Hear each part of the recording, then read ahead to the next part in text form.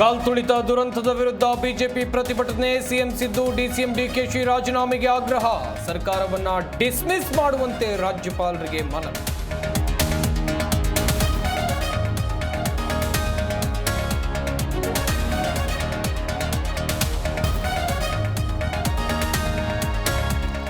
ಕಾಲ್ತುಳಿತ ಪ್ರಕರಣದಲ್ಲಿ ಸರ್ಕಾರದ ತಪ್ಪಿಲ್ಲ. ವಿಧಾನಸೌಧದಲ್ಲಿ ಏನೂ ಆಗಿಲ್ಲ, ಸ್ಟೇಡಿಯಂ ಬಳಿ ಆಗಿತ್ತು.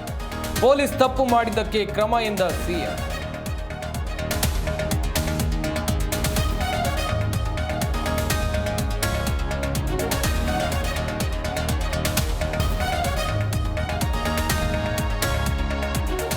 ಪೊಲೀಸ್ ಇಲಾಖೆಯಿಂದ ಹೋಗಿತ್ತು ಅಪಾಯದ ಮುನ್ಸೂಚನೆ. ಹೀಗಿದ್ರೂ ಹಠಕ್ಕೆ ಬಿದ್ದು ವಿಜಯೋತ್ಸವ ಆಯೋಜನೆ. ಡಿಸಿಪಿ ಬರೆದ ಪತ್ರದಲ್ಲಿತ್ತು ಅಸಲಿ ಸತ್ಯ.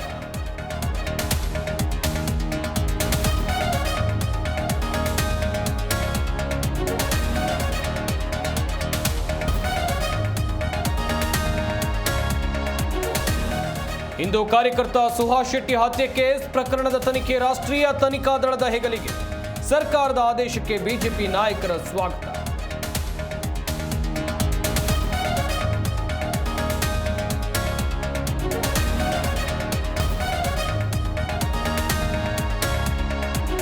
ನಟ ದರ್ಶನ್ ಗ್ಯಾಂಗ್ನಿಂದ ಬರ್ಬರ ಹತ್ಯೆ ಕೇಸ್. ರೇಣುಕಾಸ್ವಾಮಿ ಕೊಲೆ ನಡೆದು ಇಂದಿಗೆ 1 ವರ್ಷ. ಮಗನ ನೆನೆದು ಬಿಕ್ಕಿ ಬಿಕ್ಕಿ ಕಣ್ಣೀರಿಟ್ಟ ಪೋಷಕರು.